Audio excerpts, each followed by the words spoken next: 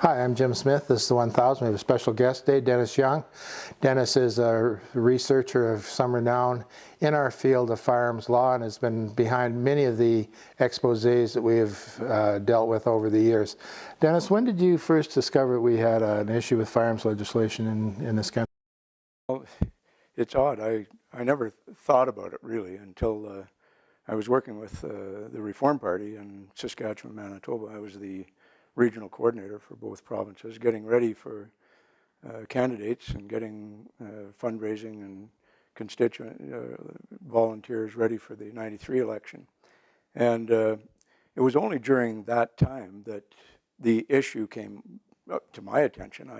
I just couldn't believe that it was being an issue. In fact, I was sitting in a guy's house one day, and this was 1992, and they talk about requiring to have your guns stored properly, and we were laughing about the fact that he would have to take his .30-30 down off the wall and put it in a gun safe, and we were both laughing about it, that how ridiculous it was, and so that's the first indication I had that there was a problem.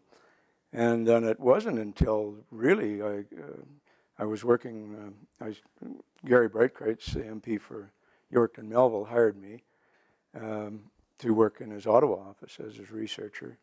And it really wasn't until Gary went to a meeting in Priestville in the middle of the winter. It was 39 below, and there was 1,200 people in the hall, or in the arena.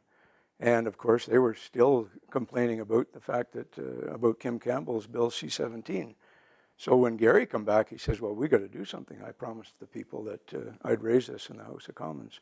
And that's how we got started, and we never looked back. So how did you end up being an executive assistant or a researcher? That seems to be something that people are curious about. Well, like I said, I was the regional coordinator for all of Saskatchewan, Manitoba. There was 28 constituencies in those two provinces, and I was the guy organizing the ridings and getting the membership built up and donations built up, and recruiting candidates, vetting candidates, doing background checks, making sure that everybody was qualified to be a member of Parliament.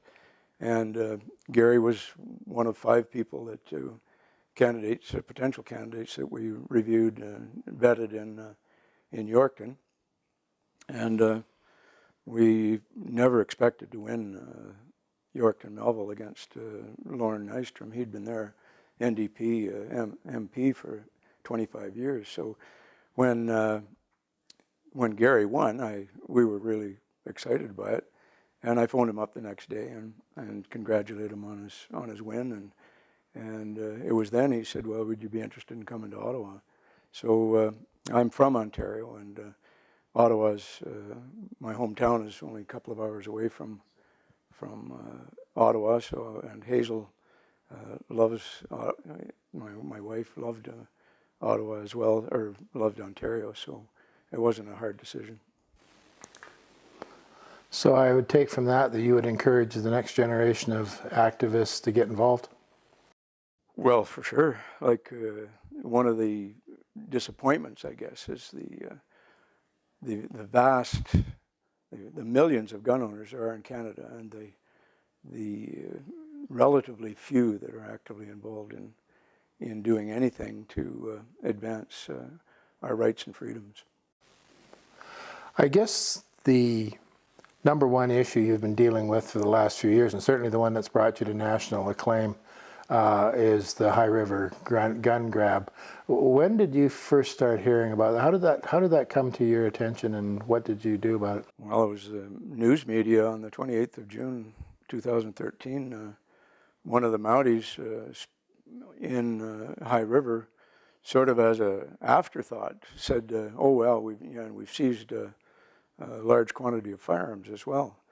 And of course that was reported in the news immediately, and I was Alberta director for the National Firearms Association at the time, and one of my responsibilities was to look at firearms issues in the province, and I started asking questions and started researching right away, and it was obvious right from the start that something had gone horribly wrong in High River. And here we are over 2 years since the flood, and we actually have more questions now than we ever had at the start.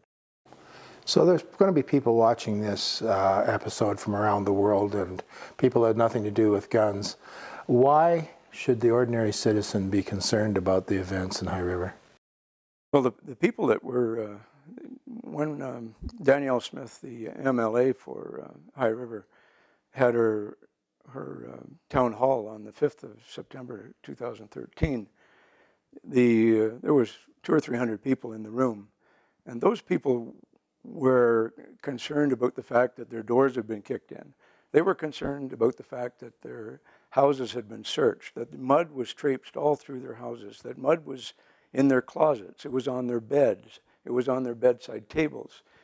So they were more concerned about the fact that somebody was rooting around in their house than they were having guns seized. So when we eventually found out that 4,666 homes had been searched by the Mounties without a warrant, without any, even without the authority of being properly authorized under the Emergency Management Act in Alberta, this was a huge breach of our charter rights. And I still maintain that the fact that thousands of homes were entered without warrant, without legal excuse, that property was seized without warrant, that people were charged as a result of this, and we still don't know how many people were arrested.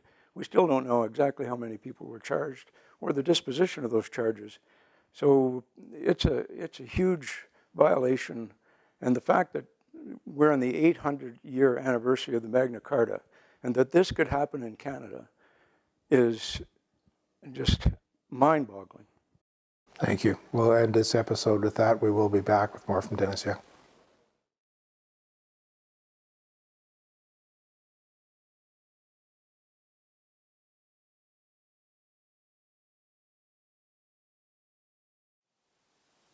That's our episode for today.